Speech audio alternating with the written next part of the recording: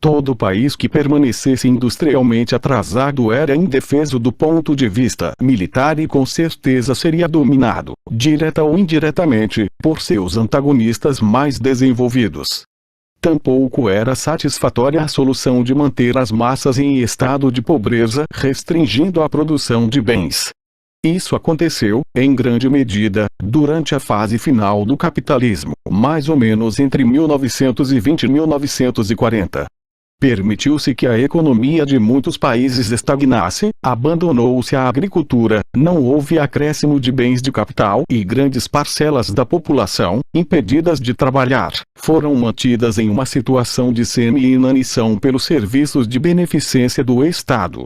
Mas isso também provocava vulnerabilidade militar, visto que as privações infligidas eram obviamente desnecessárias, a oposição se tornava inevitável.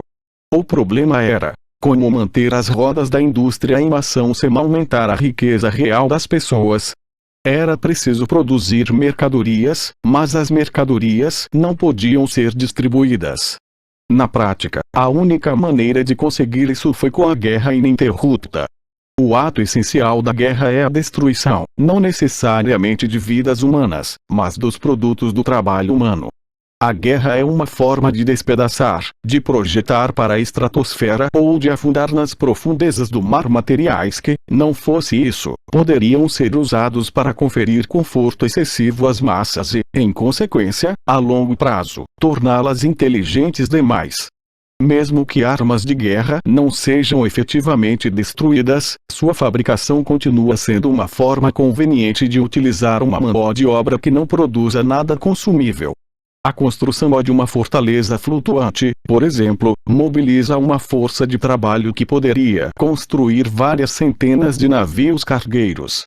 Depois de algum tempo, ela é declarada obsoleta sem nunca ter proporcionado nenhum benefício material a ninguém, e, com enorme investimento de trabalho, outra fortaleza flutuante é construída. Em princípio, o esforço de guerra é sempre planejado de forma a consumir todo possível excedente, depois de atendidas as necessidades básicas da população. Na prática, as necessidades da população são sempre subestimadas, verificando-se dessa maneira uma escassez crônica de metade dos artigos necessários à vida. Isso, porém, é visto como uma vantagem. É política deliberada manter até mesmo os grupos favorecidos no limite da penúria, uma vez que um estado geral de escassez reforça a importância de pequenos privilégios e assim torna mais marcada a diferença entre um grupo e outro. De acordo com os padrões do início do século XX, mesmo um membro do núcleo do partido leva uma vida austera e laboriosa. Ainda assim, os poucos luxos de que usufrui, seu amplo apartamento bem equipado, a textura melhor de suas roupas, a melhor qualidade do que come, bebe e fuma, seus 2 ou 3 empregados, seu carro ou helicóptero particular, colocam-no num mundo bem diferente daquele onde vivemos membros do partido exterior, e os membros do partido exterior ostentam vantagem similar em relação às massas indistintas a que chamamos proletas. A atmosfera social é a de uma cidade sitiada, onde a posse de um naco de carne de cavalo faz a diferença entre riqueza e pobreza. Ao mesmo tempo, a consciência de estar em guerra, e portanto em perigo, faz com que o comissionamento de todo poder a uma pequena casta seja visto como uma condição natural e inevitável de sobrevivência. A guerra, como veremos, não apenas efetua a necessária destruição, como a efetua de uma forma psicologicamente aceitável. Em princípio, seria muito simples usar a força de trabalho excedente mundial para construir templos e pirâmides, cavar buracos e tornar a enchê-los, ou mesmo para produzir vastas quantidades de mercadorias e depois queimá-las. Só que isso ofereceria apenas a base econômica para uma sociedade hierárquica. Ficaria faltando a base emocional. O que importa aqui não é a disposição das massas, cuja atitude não tem importância desde que elas se mantenham estáveis, trabalhando, mas a disposição do próprio partido. Espera-se que mesmo um militante mais humilde mostre-se competente, laborioso e até inteligente dentro de certos limites, porém é necessário também que ele seja um fanático crédulo e ignorante, que nele predominem sentimentos como o medo, o ódio, a adulação e um trunfo orgiástico. Em outras palavras, é necessário que ele tenha a mentalidade adequada a um estado de guerra. Não interessa se a guerra está de fato ocorrendo e, visto ser impossível uma vitória decisiva, não importa se a guerra vai bem ou mal. A única coisa necessária é que exista um estado de guerra.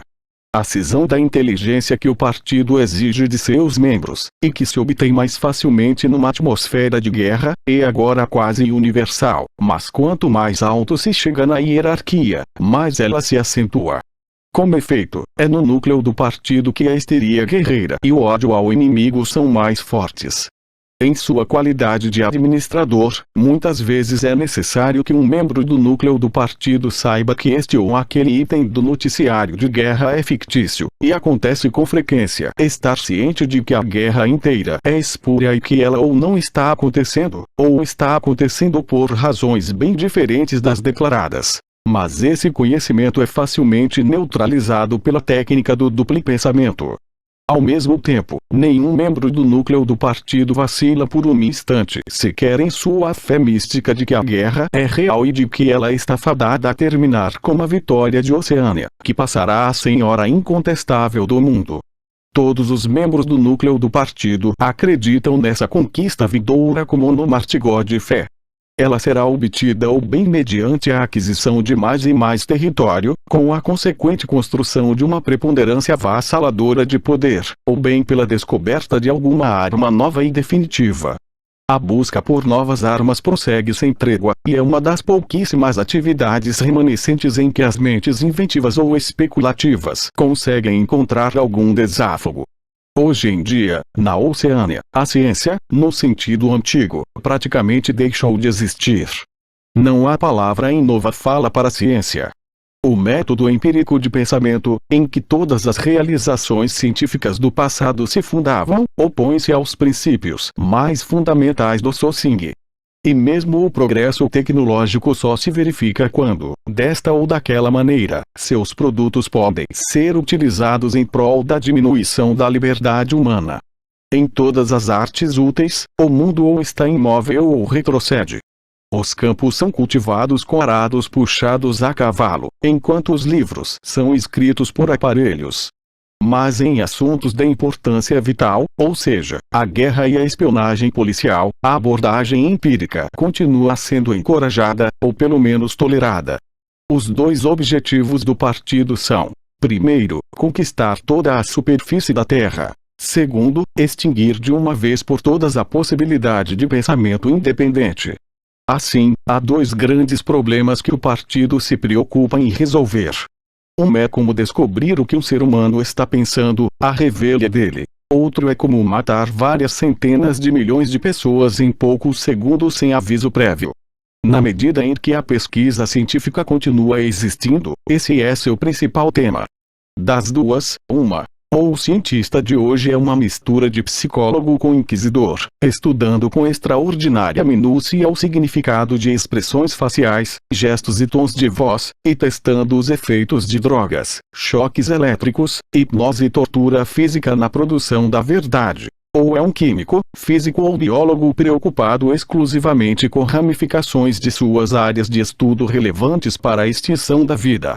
Nos vastos laboratórios do Ministério da Paz e nas estações experimentais ocultas nas florestas do Brasil, ou no deserto australiano, ou em ilhas perdidas da Antártica, equipes de especialistas trabalham, incansáveis.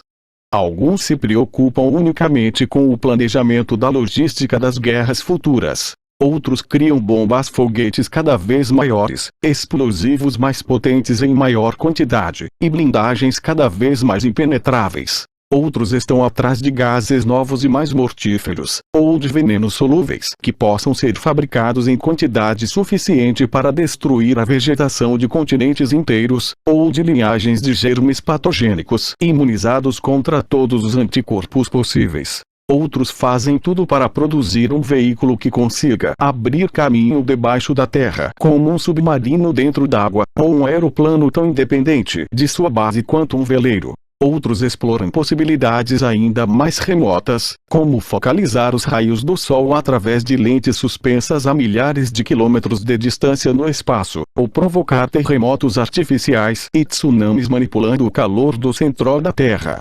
Mas nenhum desses projetos jamais chega perto de se realizar, e nenhum dos três superestados jamais sobrepuja aos outros de forma significativa. O mais notável é que as três potências já possuem, na bomba atômica, uma arma muito mais poderosa do que qualquer outra que suas pesquisas atuais tenham condições de descobrir. Embora o partido se comporte exatamente da maneira habitual, reivindicando a invenção para si, as primeiras bombas atômicas apareceram ainda no início da década de 1940 e só foram usadas em larga escala cerca de 10 anos depois. Naquela época, algumas centenas de bombas foram jogadas em centros industriais, sobretudo na Rússia europeia, na Europa Ocidental e na América do Norte. O resultado foi que os grupos governantes de todos os países se convenceram de que com algumas bombas atômicas mais, a sociedade organizada chegaria ao fim, bem como seu próprio poder. A partir de então, embora nenhum acordo formal tivesse sido celebrado ou mesmo discutido, não se jogaram mais bombas. As três potências limitam-se a continuar produzindo bombas atômicas e armazená-las para a oportunidade decisiva que todas acreditam que, mais cedo ou mais tarde, há de chegar. E, enquanto isso, a arte da guerra permanecia quase estacionária durante 30 ou 40 anos. Os helicópteros são mais usados do que antes, os aviões bombardeiros foram em ampla medida suplantados por projéteis autoimpulsionados, e o frágil e imóvel navio de batalha deu lugar à fortaleza flutuante, praticamente impossível de afundar. Fora isso, porém, quase não houve desenvolvimento. O tanque, o submarino, o torpedo, a metralhadora, até o rifle e a granada continuam sendo usados. E, a despeito dos massacres intermináveis relatados pela imprensa e pelas teletelas, jamais se repetiram as batalhas desesperadas de antes, em que centenas de milhares ou mesmo milhões de homens muitas vezes eram mortos em poucas semanas. Nenhum dos três superestados jamais realiza manobras que envolvam o risco de derrotas sérias. Quando empreendem uma operação de grandes proporções, em geral é um ataque surpresa contra um aliado. A estratégia adotada, ou pretensamente adotada, pelas três potências é idêntica. O plano é adquirir, graças a uma combinação de combates, barganhas e golpes bem planejados de traição, um círculo de bases que cerquem completamente um ou outro dos estados rivais, e depois assinar um pacto de amizade com esse mesmo rival e manter relações pacíficas com ele durante um número suficiente de anos para acalmar toda suspeita. Durante esse período de trégua, todos os pontos estratégicos serão abastecidos com foguetes carregados de bombas atômicas. Por fim, todos serão disparados simultaneamente, e seus efeitos devastadores impossibilitarão toda e qualquer reação. Será o momento de assinar um pacto de amizade com a potência mundial remanescente, já preparando o ataque seguinte. Nem é preciso dizer que esse esquema é um mero devaneio. Sua realização é impossível. Além disso, todos os confrontos se dão nas áreas disputadas próximas ao Equador e ao Polo. Os territórios inimigos jamais são invadidos. Isso explica o fato de que em alguns lugares as fronteiras entre os superestados são arbitrárias. A Eurásia, por exemplo, poderia facilmente conquistar as ilhas britânicas, que geograficamente fazem parte da Europa, ou, por outro lado, a Oceânia poderia facilmente empurrar suas fronteiras até o Reno, ou mesmo até o Vístula. Fazê-lo, porém, seria violar o princípio adotado por todas as partes, mas jamais formulado, de integridade cultural. Se a Oceânia fosse conquistar as áreas que um dia foram conhecidas como França e Alemanha, seria necessário ou bem exterminar seus habitantes, empreendimento de grande dificuldade física, ou bem assimilar uma população de cerca de 100 milhões de pessoas que, no tocante a desenvolvimento técnico, encontra-se perto do nível dos habitantes da Oceania. O problema é o mesmo para os três superestados. é absolutamente necessário para suas estruturas que não haja contato com estrangeiros, exceto, até certo ponto, com prisioneiros de guerra e escravos negros. Mesmo o aliado oficial do momento é sempre visto com profundas suspeitas. Fora os prisioneiros de guerra, o cidadão médio da Oceânia jamais põe os olhos num cidadão da Eurásia ou da Lestásia, e está proibido de conhecer idiomas estrangeiros. Se tivesse permissão para manter contato com estrangeiros, descobriria que são criaturas semelhantes a ele, e que quase tudo o que lhe disseram sobre essas pessoas é mentira. O mundo lacrado em que vive seria aberto, e o medo, o ódio e a presunção sobre os quais se apoia a sua disposição para a luta poderiam evaporar-se. Diante disso, todos os lados percebem claramente que por mais que Pérsia, Ceilão, Egito ou Java troquem de mãos, suas fronteiras jamais deverão ser cruzadas por nada que não sejam bombas.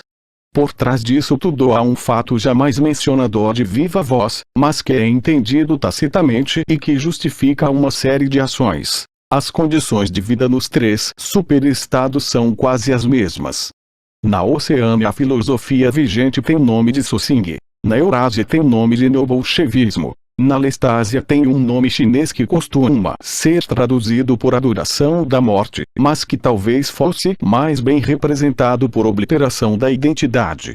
O cidadão da Oceânia está proibido de se inteirar de quaisquer detalhes dos credos das outras duas filosofias, mas aprende a execrá-las como ofensas bárbaras à moralidade e ao bom senso.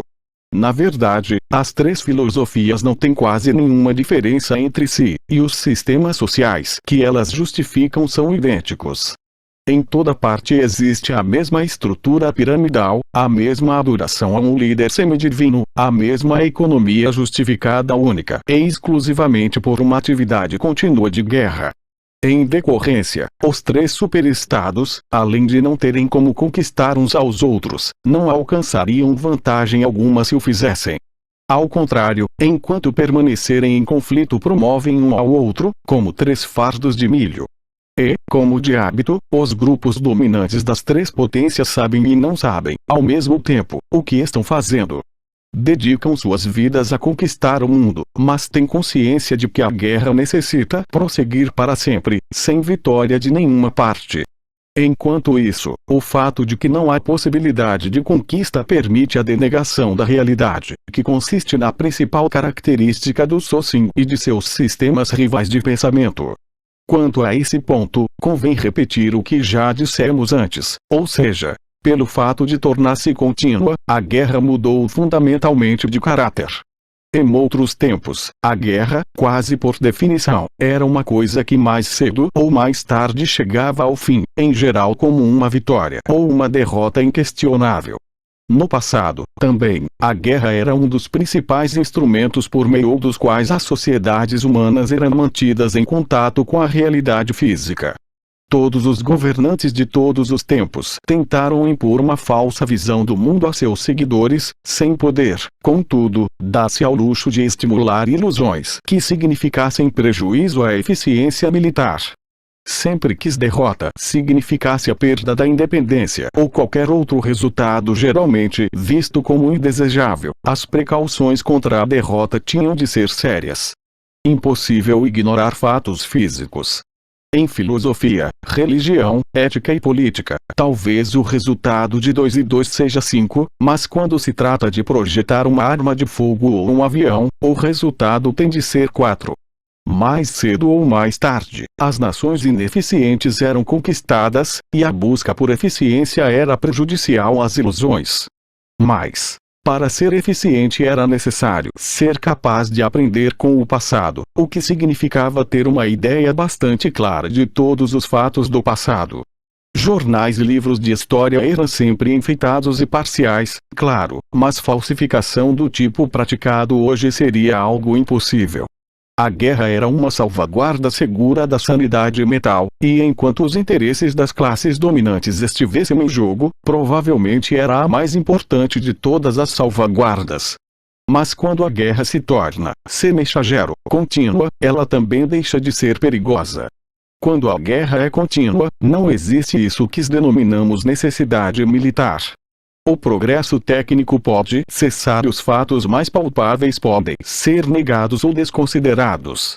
Como vimos, ainda se realizam pesquisas que poderiam ser consideradas científicas, sempre para atender a necessidades bélicas, mas elas são essencialmente um tipo de devaneio, e o fato de que careçam de resultados não tem a menor importância. A eficiência, mesmo a eficiência militar, torna-se desnecessária. Nada é eficiente na Oceânia, exceto a polícia das ideias. Visto que os três superestados são inconquistáveis, cada um deles é, na realidade, um universo separado no interior do qual é seguro praticar quase todo tipo de perversão do pensamento. A realidade somente exerce pressão por intermédio das necessidades da vida diária, a necessidade de comer e beber, de conseguir abrigo e roupas, de evitar a ingestão de veneno ou a queda de janelas de andares elevados, coisas do tipo.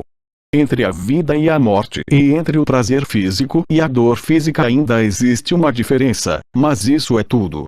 Destituído de contato com o mundo externo e com o passado, o cidadão da Oceânia é como um homem no espaço interestelar, que não tem como saber o que está acima e o que está abaixo. Os dirigentes desse tipo de Estado conseguiram ser mais absolutistas que faraós e césares.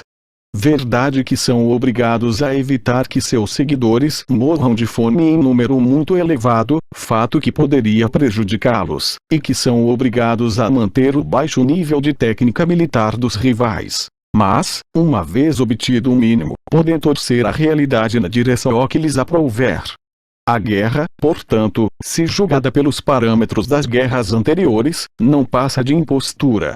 É como as lutas entre certos animais ruminantes, cujos chifres estão implantados no mâmbulo que impossibilita que um fira o outro.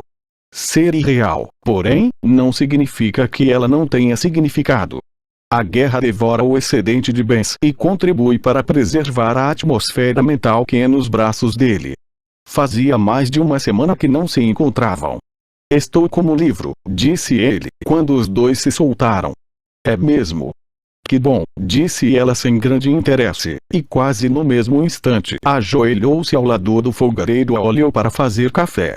Só voltaram ao assunto depois de passar meia hora na cama. A noite estava fria o suficiente para que puxassem a colcha. Da rua vinha o ruído familiar de cantórias e pés roçando as lajes. A mulher vigorosa de braços vermelhos que Winston vira em sua primeira visita parecia fazer parte do pátio. Pelo jeito não havia hora do dia em que ela não estivesse caminhando de lá para cá entre o tanque e o varal, ora sufocando a si mesma com prendedores de roupa, ora cantando canções maliciosas a plenos pulmões. Júlia se acomodara em seu lado da cama e já parecia a ponto de adormecer. Ele estendeu o braço, apanhou o livro do chão e sentou-se com o tronco apoiado na cabeceira da cama. Precisamos ler isto, disse. Você também. Todos os membros da confraria precisam lê-lo porque você não lê? Disse ela de olhos fechados. Leia alto. É a melhor maneira. E você pode ir me explicando enquanto lê. Os ponteiros do relógio marcavam 6, ou seja, 18 horas. Tinham 3 ou 4 horas pela frente. Ele ajeitou o livro sobre os joelhos e começou a ler. Capítulo 1. Ignorância é força. Ao longo de todo o tempo registrado e provavelmente desde o fim do Neolítico, existem 3 tipos de pessoas no mundo: as altas, as médias e as baixas.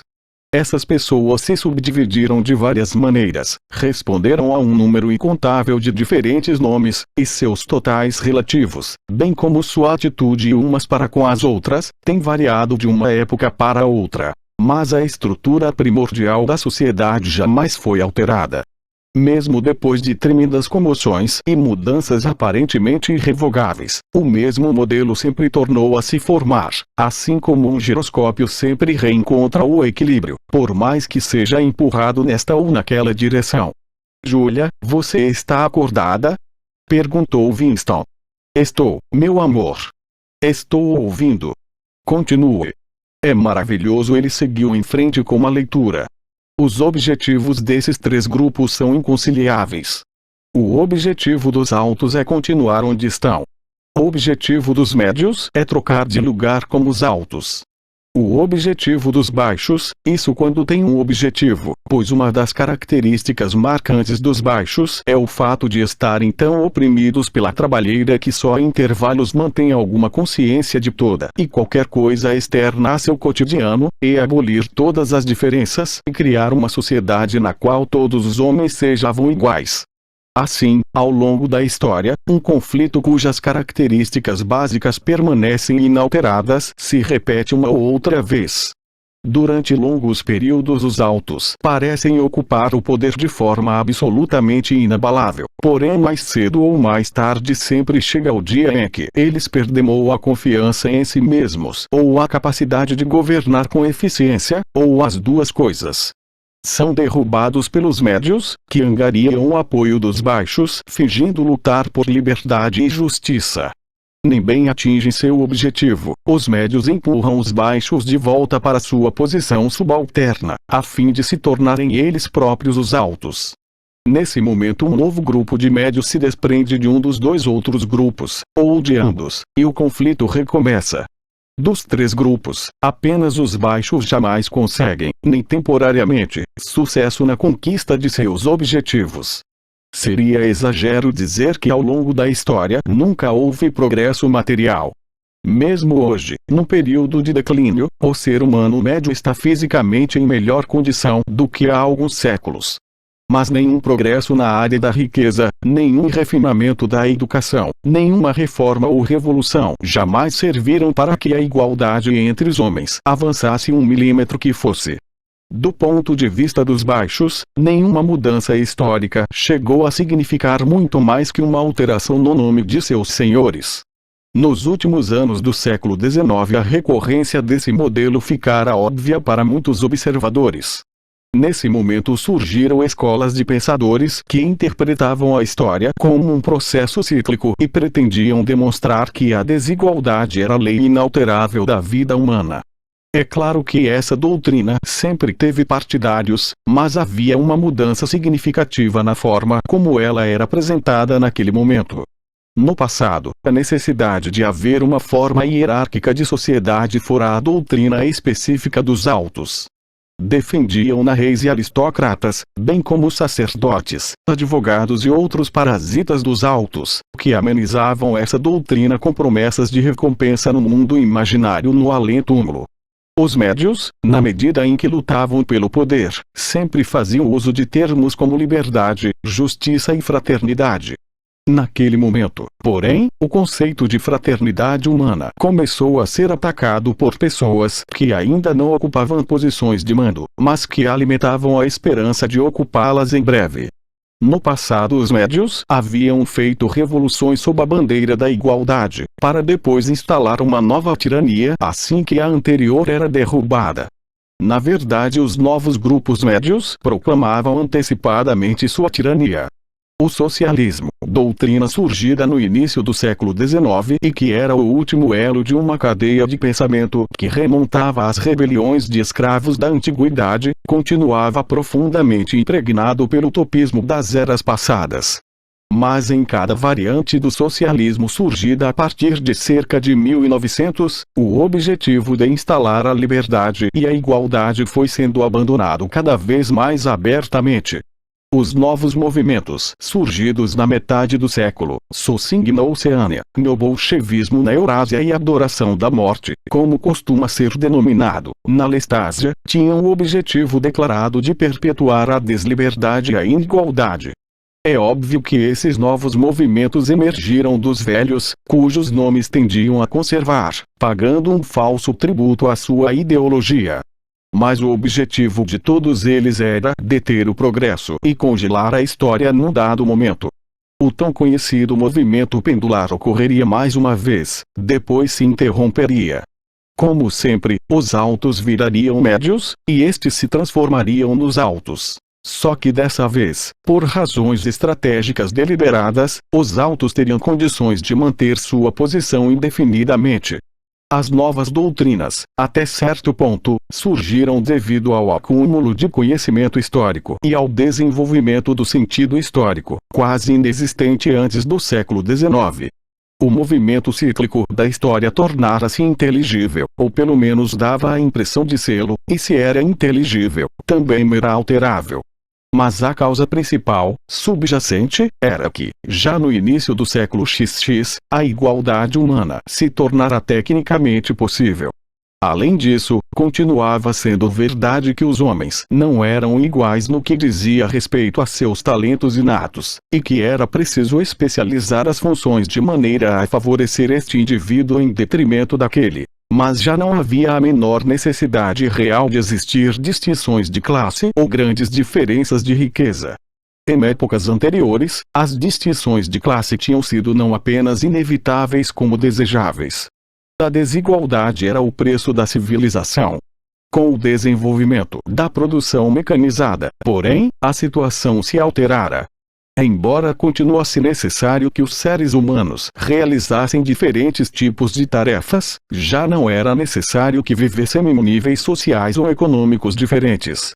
Desse modo, do ponto de vista dos novos grupos que estavam em vias de assumir o poder, a igualdade humana já não era um ideal a perseguir, mas um perigo a evitar.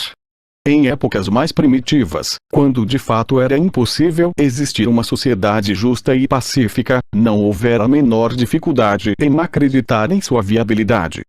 Havia milhares de anos que a ideia de um paraíso terrestre onde os homens vivessem juntos em total fraternidade, sem leis nem trabalho brutal, perseguia o imaginário humano. E essa visão exercia um certo poder inclusive sobre os grupos que na verdade se beneficiavam de cada mudança histórica. Os herdeiros das revoluções francesa, inglesa e americana haviam em parte acreditado em seus próprios chavões sobre direitos humanos, liberdade de expressão, igualdade perante a lei e assim por diante, permitindo inclusive, dentro de certos limites, que sua conduta fosse influenciada por eles. Só que aproximadamente nos anos 1940 todas as principais correntes de pensamento político eram autoritárias. O paraíso terrestre fora desacreditado exatamente no instante em que se tornara praticável. Todas as novas teorias políticas, seja lá como se autodenominassem, reeditavam as ideias de hierarquia e regimentação.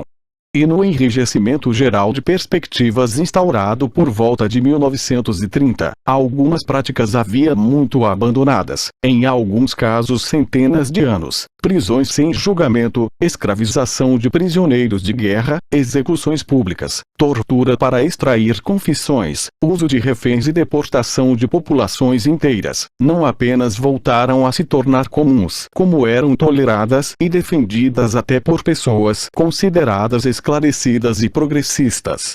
Somente depois de transcorrida uma década de guerras nacionais, guerras civis, revoluções e contra-revoluções em todos os recantos do mundo, o Socing e seus rivais emergiram como teorias políticas integralmente formuladas.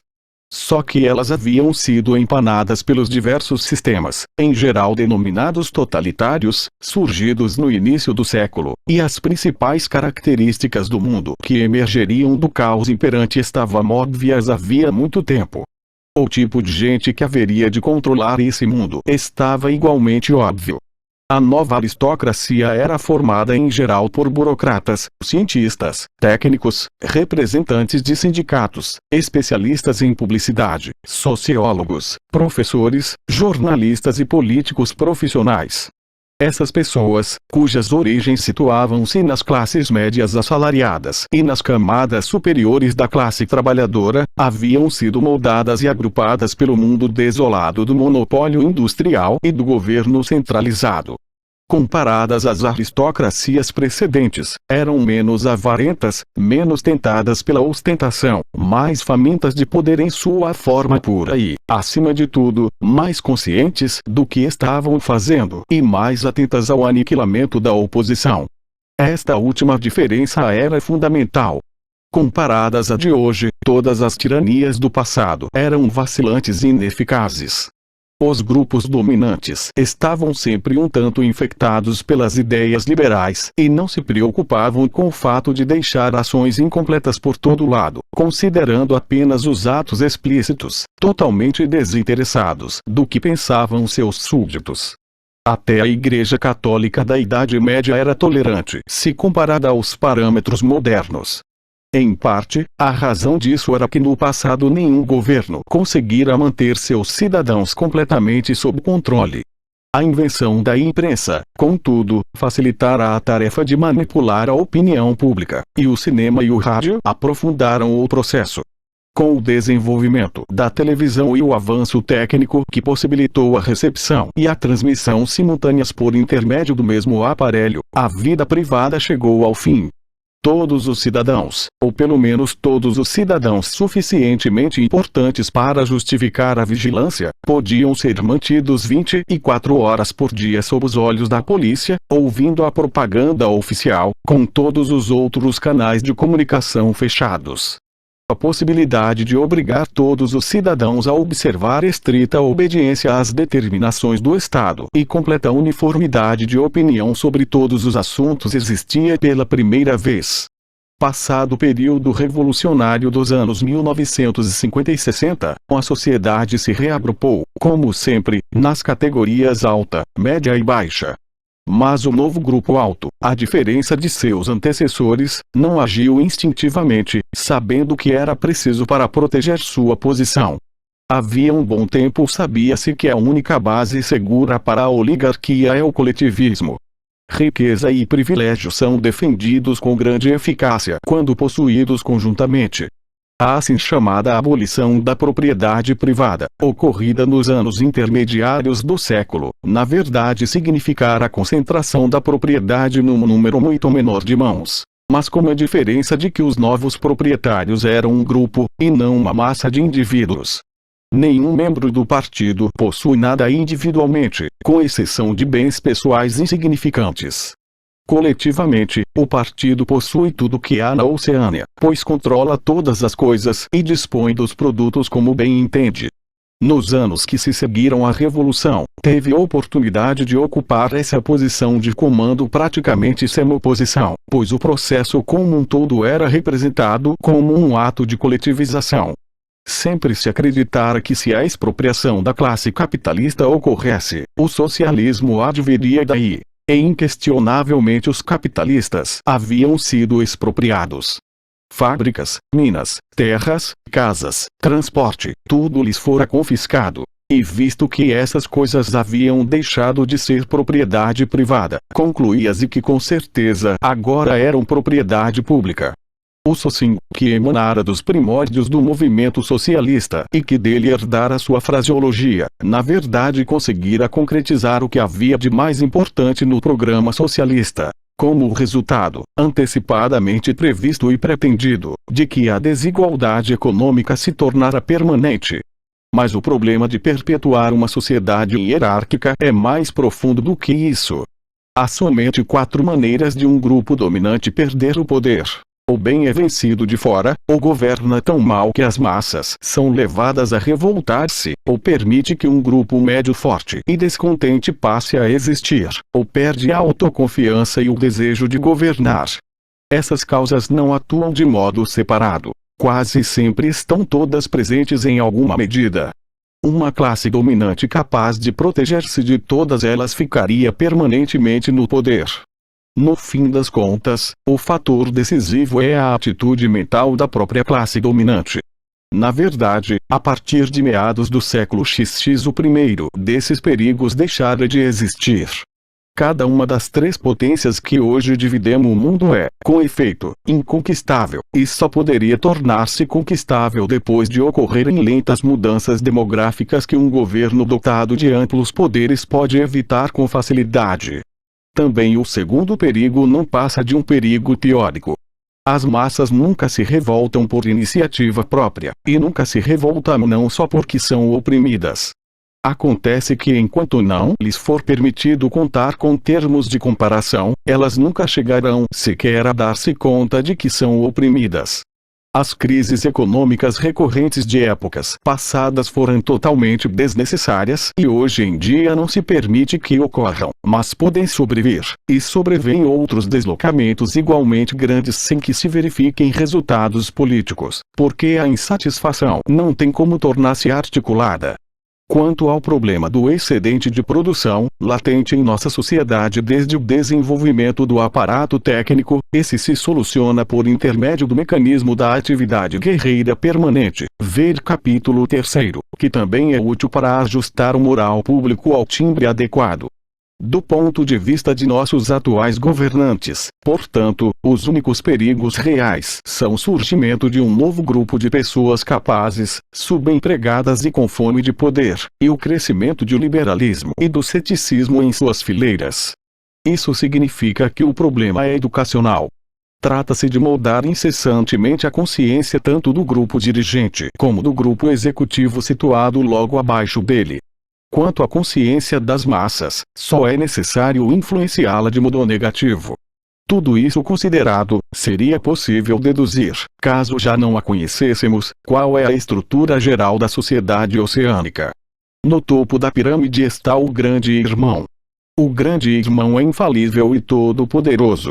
Todos os sucessos, todas as realizações, todas as vitórias, todas as experiências científicas, todo o conhecimento, toda a sabedoria, toda a felicidade, toda a virtude seriam um produto direto de sua liderança e inspiração.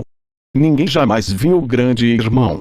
Ele é um rosto nos cartazes, uma voz na teletela.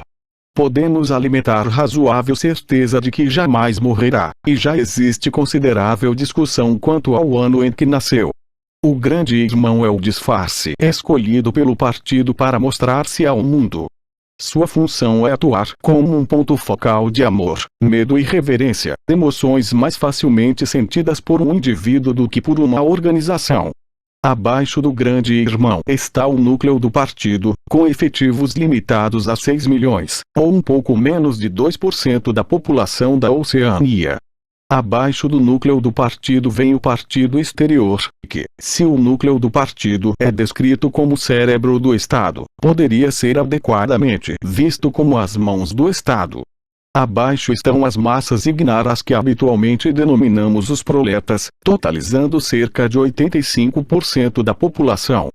Nos termos de nossa classificação anterior, os proletas são os baixos, porque as populações escravizadas das terras equatoriais, que passam o tempo todo de um para outro conquistador, não são uma parte permanente ou necessária da estrutura.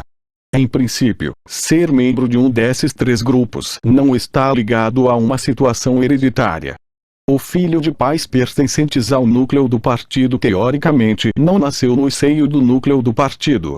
Ser admitido nesse ou naquele setor do partido depende de um exame prestado aos 16 anos.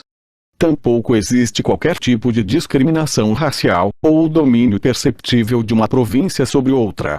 Judeus, negros e sul-americanos de pura origem índia são encontrados nos mais altos escalões do partido, e os administradores de qualquer área sempre são escolhidos entre os habitantes daquela área específica. Em nenhum ponto da Oceânia os habitantes têm a sensação de ser uma população colonial governada a partir de uma capital distante. A Oceânia não tem capital, e seu chefe titular é uma pessoa cujo paradeiro ninguém conhece. Fora o fato de o inglês ser sua principal língua franca e a Nova fala sua língua oficial, nada na Oceânia é centralizado. Seus governantes não estão ligados por laços de parentesco, mas pela adesão a uma doutrina comum. É verdade que nossa sociedade é estratificada, e muito rigidamente estratificada, aliás, de um modo que à primeira vista parece corresponder a linhagens hereditárias. Verifica-se um trânsito muito menor entre os diferentes grupos do que o verificado durante o capitalismo, ou mesmo durante os períodos pré-industriais. Ocorre uma certa dose de intercâmbio entre os dois planos do partido, mas apenas o suficiente para garantir que os fracos sejam excluídos do núcleo do partido e os membros ambiciosos do partido exterior neutralizados em seu desejo de ascensão. Na prática, os proletários não têm autorização para entrar no partido. Os mais brilhantes, que talvez se tornassem núcleos de descontentamento, são simplesmente identificados pela polícia das ideias e depois eliminados. Mas não há razão para que esse estado de coisas seja permanente, nem se trata de uma questão de princípios. O partido não é uma classe, no antigo sentido do termo. Seu objetivo não é transmitir o poder para seus próprios filhos, enquanto tais. E se não houvesse outra maneira de manter as pessoas mais capazes no topo, estaria perfeitamente disposto a recrutar toda uma nova geração nas fileiras do proletariado. Nos anos decisivos, o fato de o partido não ser uma entidade hereditária contribuiu sobremaneira para neutralizar a oposição. Os socialistas da velha escola, treinados para lutar contra uma coisa chamada privilégio de classe, partiam do princípio de que o que não é hereditário não pode ser permanente. Não percebiam que a permanência de uma oligarquia não precisa ser física, nem paravam para pensar que as aristocracias hereditárias sempre foram de curta duração, ao passo que já aconteceu de organizações de adoção, como a Igreja Católica, durarem centenas e mesmo milhares de anos. A essência da regra oligárquica não é a hereditariedade de pai para filho, mas a persistência de determinada visão de mundo e de um certo estilo de vida impostos pelos mortos sobre os vivos. Um grupo dominante continua sendo um grupo dominante enquanto puder nomear seus sucessores. O partido não está preocupado com a perpetuação de seu sangue, mas com a perpetuação de si mesmo. Não importa quem exerce o poder, contanto que a estrutura hierárquica permaneça imutável. Todas as crenças, hábitos, preferências, emoções e atitudes mentais que caracterizam nosso tempo são, na verdade, maneiras de reforçar a mística do partido e de impedir que a verdadeira natureza da sociedade atual seja percebida. A rebelião física, ou toda e qualquer movimentação preliminar no rumo da rebelião, é impossível no momento. Nada a temer do lado dos proletários. Abandonados a si mesmos, continuarão trabalhando, reproduzindo-se e morrendo de geração em geração, século após século, não apenas sem menor impulso no sentido de rebelar-se, como incapazes de perceber que o mundo poderia ser diferente do que é. Os proletários só teriam como tornar-se perigosos se o avanço da técnica industrial exigisse que recebessem melhor educação. Contudo, visto que a rivalidade entre os militares e os comerciantes deixou de ser importante, o nível da educação popular na verdade está em declínio. Seja qual for a opinião que as massas adotam ou deixam de adotar, essa opinião só merece indiferença. As massas só podem desfrutar de liberdade intelectual porque carecem de intelecto. Num membro do partido, porém, o menor desvio de opinião sobre o mais insignificante dos assuntos é intolerável. Os membros do partido passam a vida, do nascimento à morte, sob o controle da polícia das ideias. Mesmo quando sozinhos, nunca podem ter certeza de que estão sós. Onde quer que estejam, dormindo ou acordados, trabalhando ou descansando, no banho ou na cama, podem ser inspecionados sem aviso e sem tomar conhecimento de que estão sendo inspecionados. Nada do que fazem é indiferente. Seus amigos, suas distrações, seu comportamento para com esposa e filhos, a expressão de seus rostos quando estão sozinhos, as palavras que murmuram no sono, mesmo os movimentos característicos de seus corpos, são rigorosamente escrutinados. Não apenas seus delitos efetivos, mas toda excentricidade, por menor que seja, toda mudança de hábitos, todo maneirismo nervoso que apresente a possibilidade de ser sintoma de um conflito interno, não deixam de ser detectados. Eles não têm liberdade de escolha sobre coisa nenhuma. Por outro lado, seus atos não são regulamentados por lei nem por qualquer outro código de conduta claramente formulado. Na Oceânia não existe lei. Os pensamentos e os atos que, se descobertos, significam morte certa não são formalmente proibidos, e os infinitos expurgos, detenções, torturas, aprisionamentos e vaporizações não são infligidos na qualidade de castigo para crimes de fato cometidos, sendo apenas a obliteração de pessoas que talvez pudessem cometer um crime em algum momento futuro. De um membro do partido exige-se que tenha não apenas a opinião certa, mas os instintos certos. Muitas das crenças e atitudes que se esperam dele jamais são expostas com clareza, e não poderiam sê-lo sem que as contradições inerentes ao só ficassem visíveis. Se esse membro do partido for uma pessoa naturalmente ortodoxa, em nova fala um bem-pensante, em toda e qualquer circunstância saberá, sem precisar pensar, qual é a crença verdadeira e qual é a emoção desejável. De qualquer forma, porém, um elaborado treinamento mental aplicado na infância e relacionado às palavras crime e interrupção, negro e branco e duplo pensamento, em nova fala, o deixa sem desejo nem capacidade de pensar muito profundamente em qualquer assunto. Espera-se que um membro do partido não tenha emoções privadas nem momentos de suspensão do entusiasmo. Supõe-se que ele viva num frenesi contínuo de ódio aos inimigos estrangeiros e aos traidores internos, de júbilo diante das vitórias e de autodepreciação diante do poder e da sabedoria do partido. A insatisfação produzida por sua vida despojada e sem atrativos é deliberadamente voltada para o exterior e dissipada por artifícios como 2 minutos de ódio, e as especulações, que talvez pudessem induzir nele uma atitude cética ou rebelde, são destruídas antes de vir à tona graças à sua disciplina interna, adquirida em tenra idade.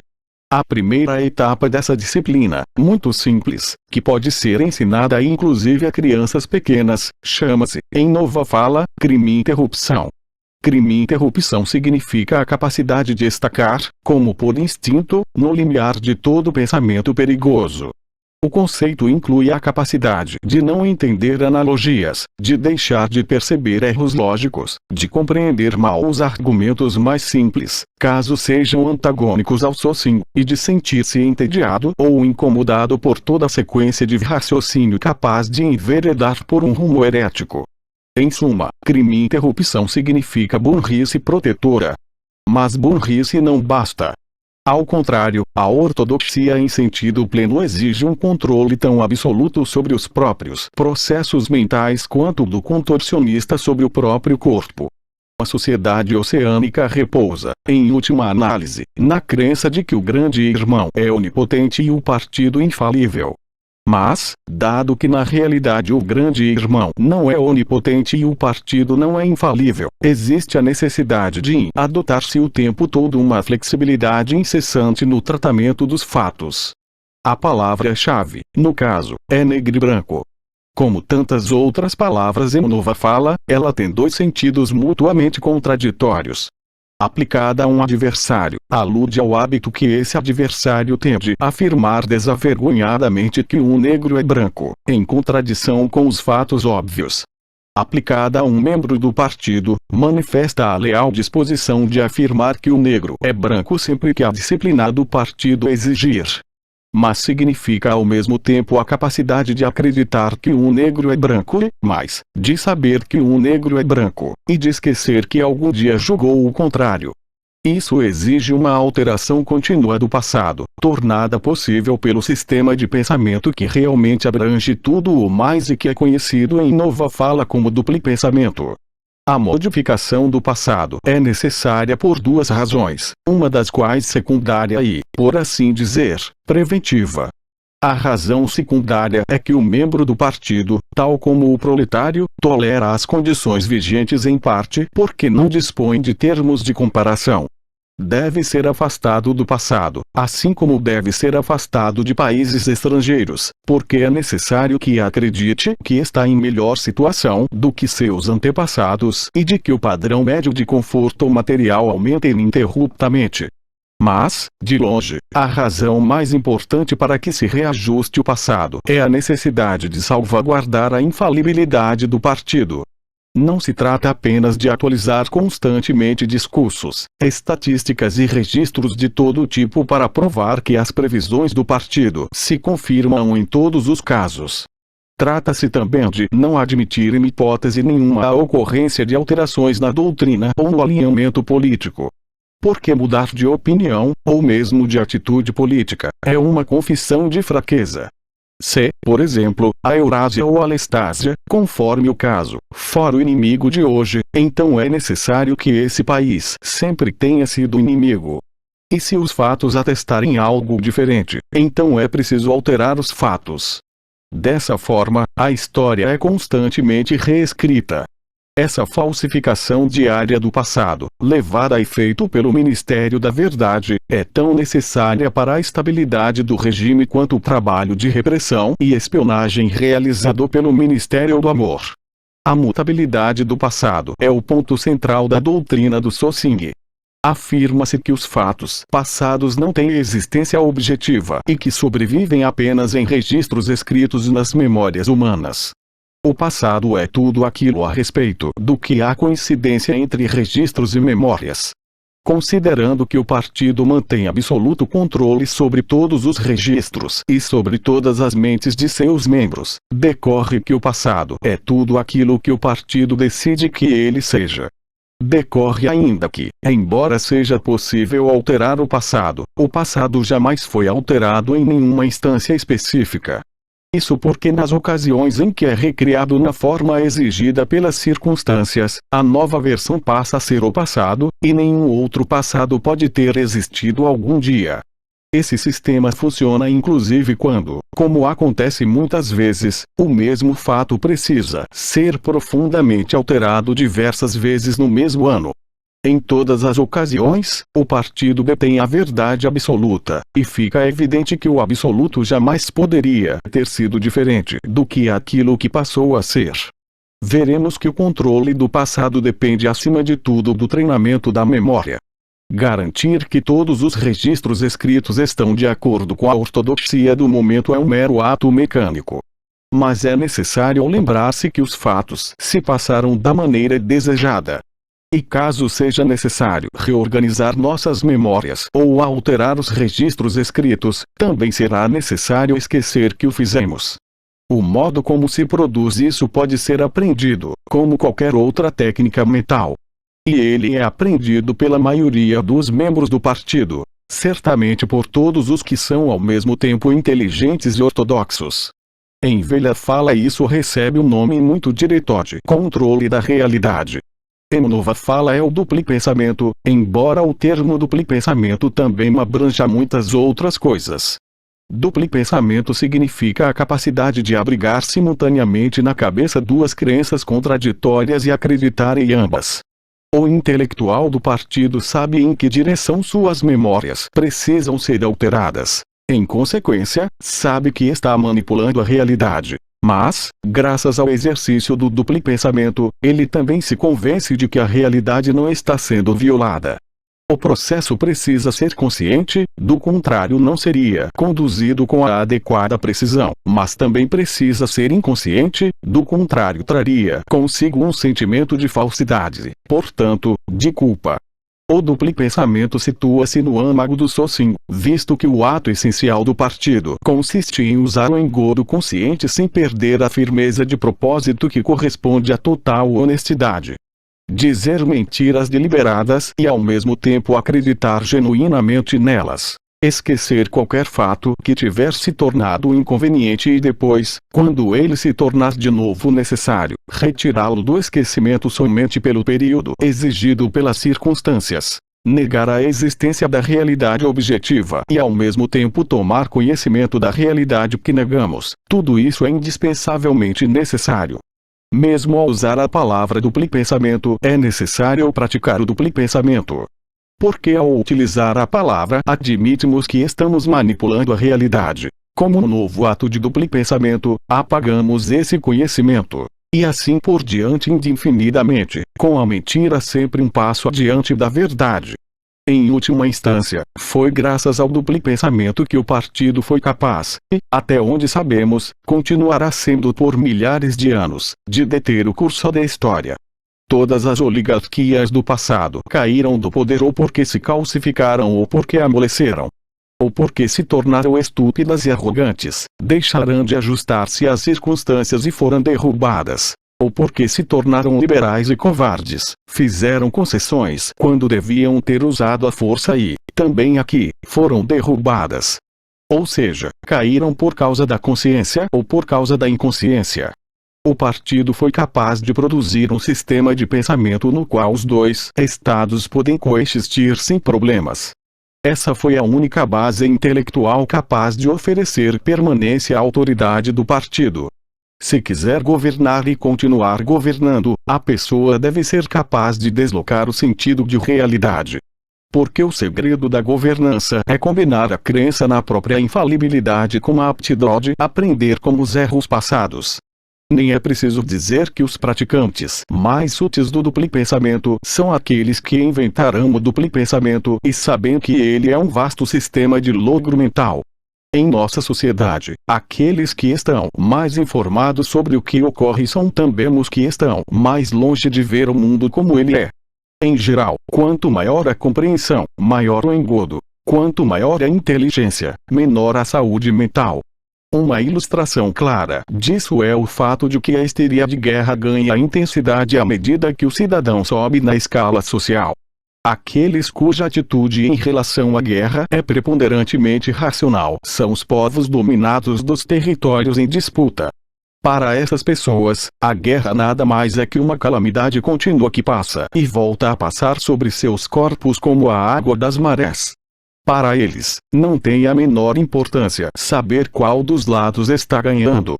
Sabem que uma alteração da supremacia significa apenas que continuarão desempenhando as mesmas tarefas de antes para novos senhores, que hão de tratá-los exatamente como eram tratados. Os trabalhadores um pouquinho mais favorecidos, a quem chamamos proletas, só têm consciência da guerra de forma intermitente. Sempre que necessário é possível espicaçá-los para que tenham sustos de medo e ódio, mas, se abandonados a si mesmos, às vezes esquecem por longos períodos que há uma guerra em curso. É nas fileiras do partido, e sobretudo do núcleo do partido, que se encontra o autêntico entusiasmo bélico. Aqueles que sabem que é impossível conquistar o mundo são os que acreditam mais firmemente no projeto. Esse estranho entrelaçamento de opostos, conhecimento com ignorância, cinismo com fanatismo, é um dos principais traços da sociedade oceânica. A ideologia oficial está impregnada de contradições, mesmo quando não há nenhuma justificativa prática para elas. Assim, o partido rejeita e avilta cada um dos princípios originalmente defendidos pelo movimento socialista, e trata de fazê-lo em nome mesmo do socialismo. Exorta um desprezo pela classe operária sem equivalente nos últimos séculos e obriga seus membros a usar um uniforme que em outros tempos caracterizava os trabalhadores manuais e que por isso mesmo foi adotado. Erode sistematicamente a solidariedade da família e chama seu líder por um nome que é um apelo direto ao sentimento de lealdade familiar. Mesmo os nomes dos 4 ministérios que nos governam exibem uma espécie de descaramento na inversão deliberada dos fatos. O Ministério da Paz cuida dos assuntos de guerra. O Ministério da Verdade trata das mentiras. O Ministério do Amor pratica a tortura. E o Ministério da Pujança lida com a escassez de alimentos. Essas contradições não são acidentais e não resultam da mera hipocrisia. São exercícios deliberados de duplo pensamento.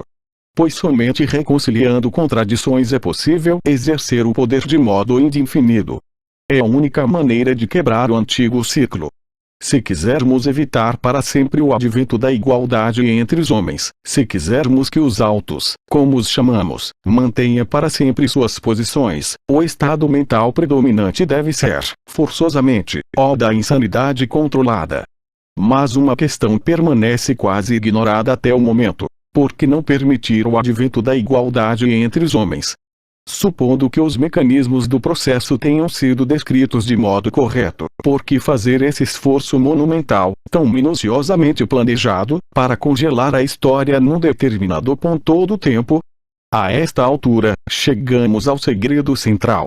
Como vimos, a mística do partido, e sobretudo do núcleo do partido, depende do duplo pensamento. Mais profundamente do que isso, porém, está o motivo original, o instinto jamais questionado que levou à tomada do poder e ocasionou o duplo pensamento, a polícia das ideias, a guerra contínua e todo o resto da parafernália necessária. Na verdade, essa razão consiste em: Winston se apercebeu do silêncio assim como nos apercebemos de um ruído novo. Teve a impressão de que já fazia algum tempo que Julia estava muito quieta. Deitada de lado, nua da cintura para cima, ela tinha o rosto acomodado na palma da mão e uma mecha escura caída sobre os olhos. Seu tórax subia e descia devagar e com regularidade. Júlia. Nenhuma resposta. Júlia, você está acordada? Nenhuma resposta. Júlia estava adormecida. Ele fechou o livro, depositou no assoalho com cuidado, deitou-se e puxou a colcha sobre os dois. Afinal, ficara sem saber qual era o último segredo, pensou. Entendia o como, mas não entendia o porquê. Tal como o capítulo 3º, o capítulo I não lhe dissera nada que ainda não soubesse, apenas sistematizara o conhecimento que já possuía. Mas depois de lê-lo entendeu mais claramente do que antes que não estava louco. O fato de ser uma minoria, mesmo uma minoria de não significava que você fosse louco. Havia verdade e havia inverdade, e se você se agarrasse à verdade, mesmo que o mundo inteiro o contradissesse, não estaria louco. O raio amarelo do sol poente entrou em diagonal pela janela e veio pousar no travesseiro. Winston fechou os olhos. O sol no rosto e o corpo macio da garota tocando seu despertaram nele um sentimento intenso, sonolento e confiante. Estava seguro, tudo ia bem. Adormeceu murmurando sanidade mental não é uma coisa estatística, como o sentimento de que sua observação continha uma profunda sabedoria. 10. Quando acordou, Winston teve a sensação de ter dormido muito tempo, porém ao olhar para o relógio antiquado verificou que eram apenas 8:30 da noite. Era um capricho e nada mais, doce como um dia de abril, mas seu olhar azul de anil roubou para sempre a minha paz. Pelo jeito a canção Piegas continuava fazendo sucesso. Ainda era ouvida em toda parte. Resistir à cantiga do ódio. Júlia acordou com a melodia, espreguiçou-se deleitosamente e saiu da cama. Estou com fome, disse. Vamos fazer mais um pouco de café. Que droga. O fogareiro apagou e a água está fria. Pegou o fogareiro e deu uma chacoalhada. Acabou o querosene. O velho Sherrington deve ter um pouco para nos emprestar. O gozado é que eu tinha certeza de que estava cheio. Vou me vestir, acrescentou ela. Parece que esfriou. Winston também se levantou e vestiu-se. A voz cantarolava, incansável. Dizem que o tempo tudo cura e que no fim sempre se esquece, mas risos e choros, até parece que a vida passa e eles perduram. Afivelando-se em todo o macacão, ele se aproximou da janela. O sol pelo jeito se esconderá atrás das casas. Seus raios já não brilhavam no quintal. As lajes estavam molhadas, como se alguém tivesse acabado de lavá-las, e Winston teve a impressão de que o céu também fora lavado, tão fresco e claro era o azul entre as coifas das chaminés. A mulher, incansável, marchava de um lado para o outro, entupindo e desentupindo a boca com pregadores, cantarolando e emudecendo, pendurando fraldas, infinitas fraldas. Winston ficou pensando se ela seria uma lavadeira profissional ou simplesmente a escrava de 20 ou 30 netos. Agora Júlia estava a seu lado. Juntos, olhavam como uma espécie de fascínio para a figura robusta lá embaixo. Ao observá-la em sua pose característica, braços grossos erguidos para alcançar o varal, nádegas protuberantes lembrando as ancas de uma égua, Winston percebeu pela primeira vez que a mulher era bonita.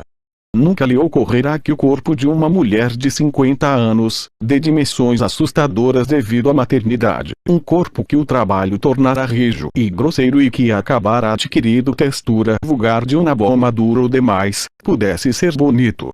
Mas assim era, e afinal de contas, refletiu ele, porque não haveria de ser. Aquele corpo sólido, sem contornos, semelhante a um bloco de granito, e a pele vermelha e áspera, estavam para o corpo da garota como as bagas das roseiras bravas estavam para as rosas. Mas por que a fruta devia ser considerada inferior à flor? Ela é bonita, murmurou ele. Deve ter no mínimo 1 metro de quadril, disse Júlia. É um estilo próprio de beleza, tornou Winston. Ele enlaçou a cintura esguia de Júlia, em que seu braço dava a volta sem dificuldade. Do quadril ao joelho, o corpo dela estava encostado no seu. Seus corpos não produziriam nenhuma criança. Era algo que jamais poderiam fazer.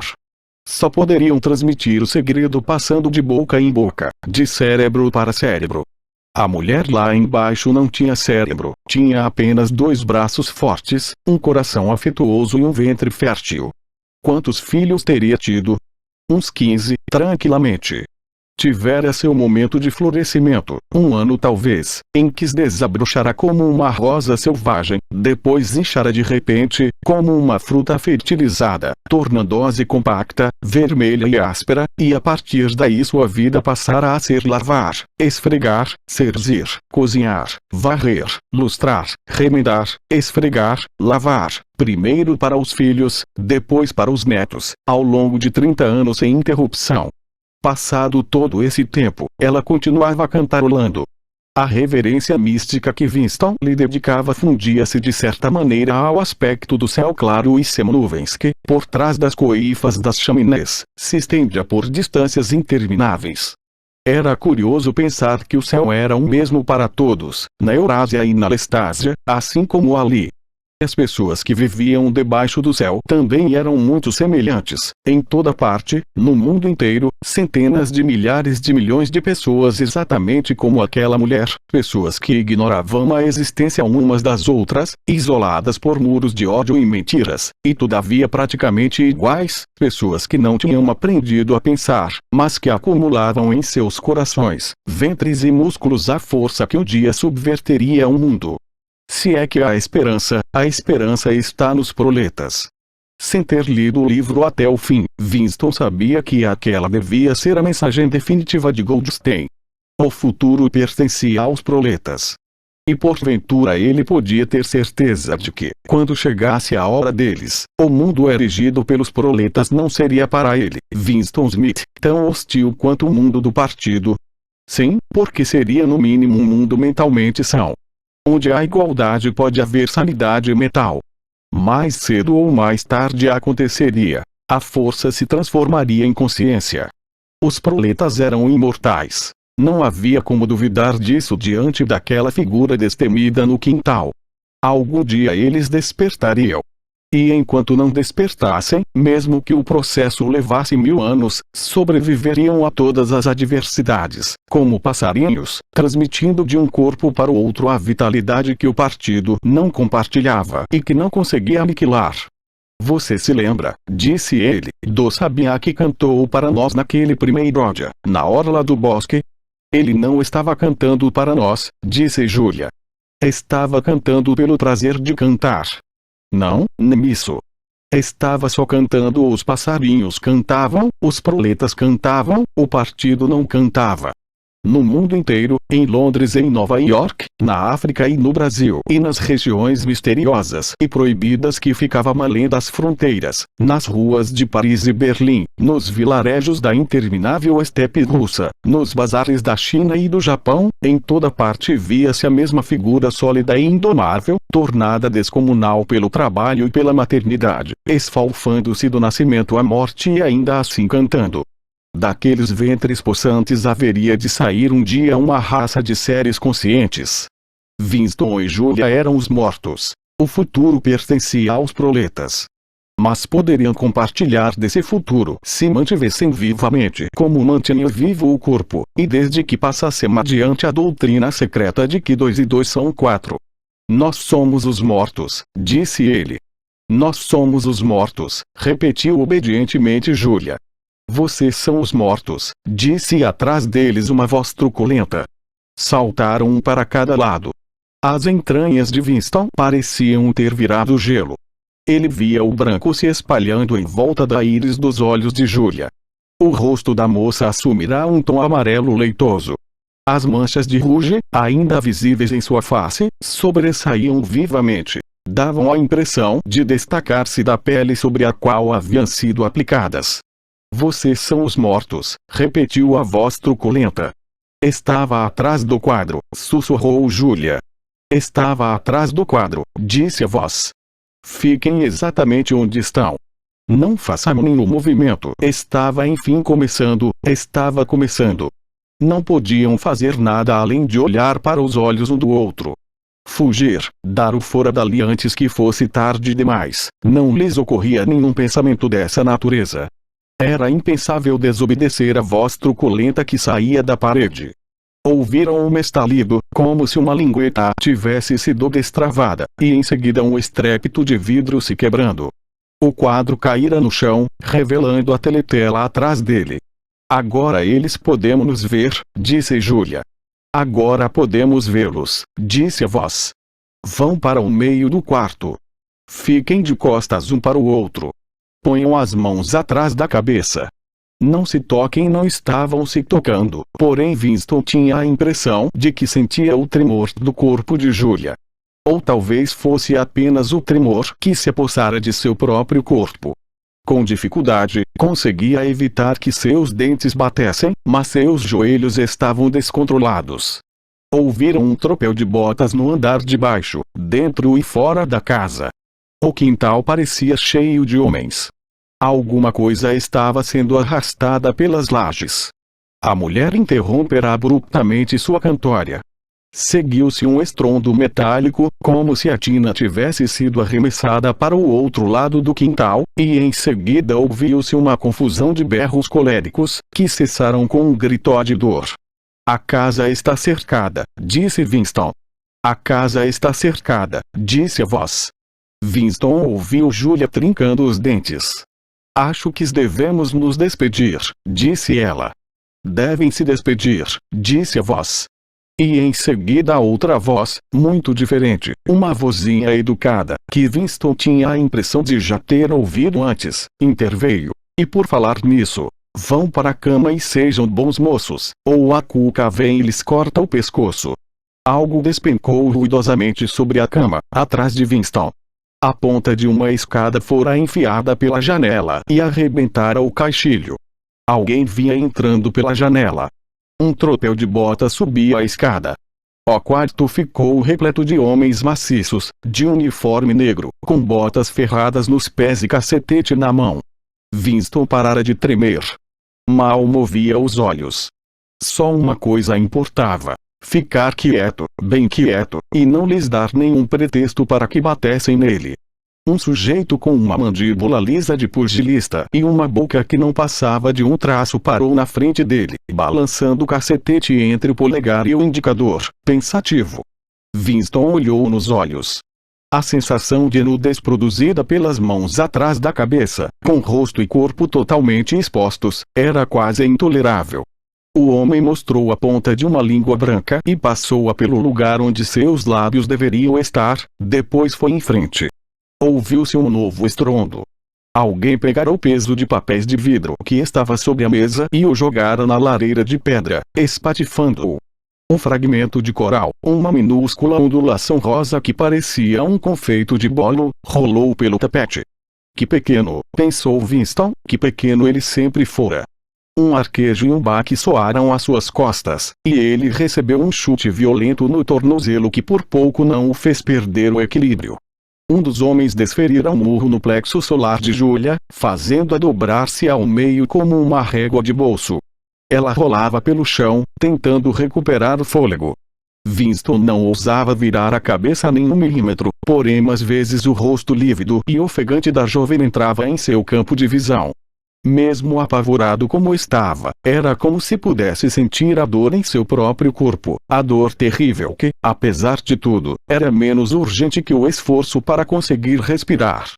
Winston sabia como era aquilo, a dor medonha, atroz, que estava lá o tempo todo, mas que ainda não podia ser plenamente sentida, porque antes de tudo era preciso voltar a respirar. Nesse momento dois dos homens ergueram-na pelos joelhos e pelos ombros e a levaram embora do quarto como um saco. Winston viu de relance o rosto de Júlia, voltado para baixo, amarelo e contorcido, de olhos fechados e ainda exibindo as manchas de ruge nas duas bochechas. E aquela foi a última vez que a viu. Permaneceu completamente imóvel. Ninguém erguera a mão para ele por enquanto. Pensamentos que se formavam por vontade própria, mas que pareciam completamente desinteressantes, começaram a passar-lhe pela cabeça. Será que haviam apanhado o Sr. Charrington? Pensou. O que teriam feito a mulher do quintal?